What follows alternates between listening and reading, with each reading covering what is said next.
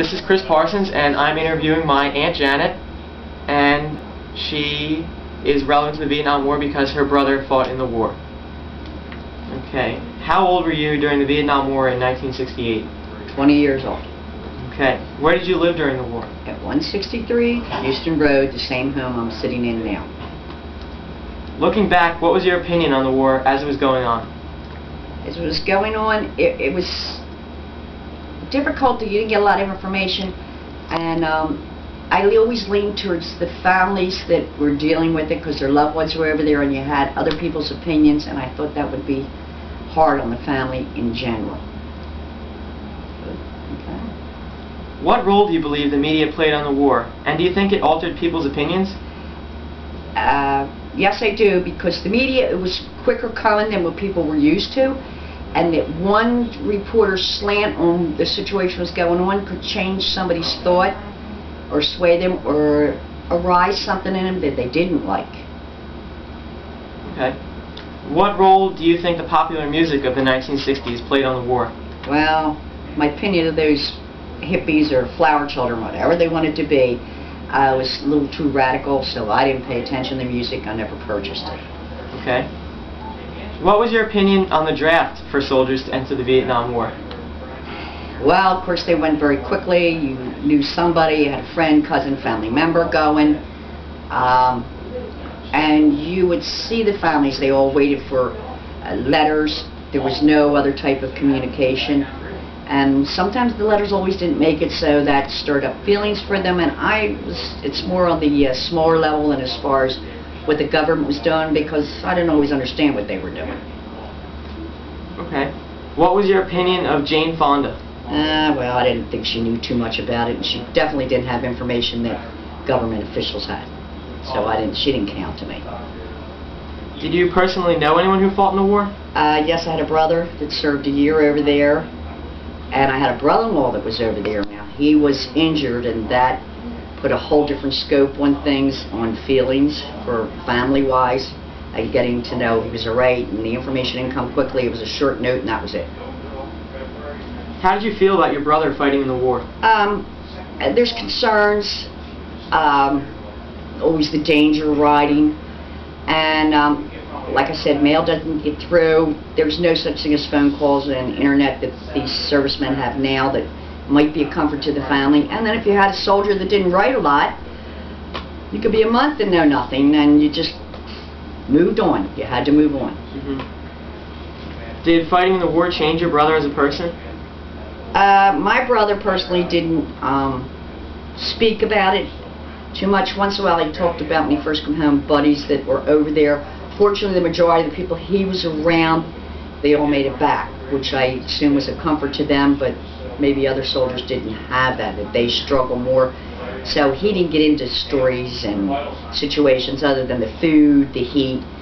I don't think he had a liking for some of the people trying to figure out who were the Viet Congs and who were the Vietnamese that you could trust. What exactly was your brother's job while fighting in the Vietnam War? He was in heavy artillery, which there was a gun that they all shot. I don't even know how many gentlemen took to shoot the gun off. It was called a howitzer. I can't give you ranges of how far it would shoot and all, but I know it was more distance than a regular foot soldier could do. And that was basically what he did the whole time he was there. Besides do guard duties and little things that I guess they do in their camp, in a general soldier's life at the time. Did your brother earn any medals in the war? Not to my knowledge. If he got any, he didn't let us know. Okay. Now my brother got a Purple Heart, but that went because he was injured. I'm trying to think. I don't remember anybody boasting that they got one that I knew. How did you feel about President Lyndon B. Johnson's decisions regarding the Vietnam War? Well, I didn't pay a whole lot of attention. I feel he was making his decisions on information that he gathered through his officials, advisors. And I guess he thought he needed to do it to keep communists from riding to our borders, which I didn't quite grasp back then. How it would get here and affect us with the distance. The state of that country, they didn't have much money to get people here. Not like they have nowadays, these cells that you don't know where they are. Did the war change the way you lived?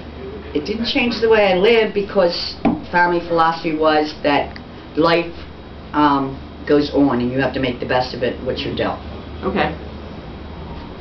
How did you feel when you saw news reports on television or other media reports regarding the war? I feel some of it was the slant of the reporter, for one, and I know people who watched anything on television as far as hoping they didn't see a face they knew. It was kind of nerve-wracking. What was your opinion on protesters of the war? I didn't like it. Personally, I thought it affected families who had loved ones over there, and it hurt them more.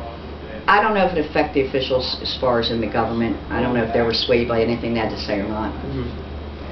So, related to that, what was your opinion on extreme cases of riots, such as the Kent State University riots? Well, rumors, you'd have to put there, nothing was confirmed. A lot of them were playing around with drugs, and did they have mixed up minds? I can't say. I wasn't out there. Okay. Looking back, do you think it was necessary for the United States to invade Vietnam as an attempt to end communism? Yes, because I really felt that they didn't want communists to arrive on our shores, was the term that people would use. Even though I didn't know how it would get here. But obviously it could, because if you look at this day and age, many things can arrive at the borders. So looking back now today, what's your final reflection and opinion on the Vietnam War? Many lives were lost, and why? And what did it resolve for that country? You don't hear anything about them on the news now. You know, how they're surviving or what's going on, other than maybe orphans or people that did get out, never got to go back. Okay. Thank you. That concludes our interview.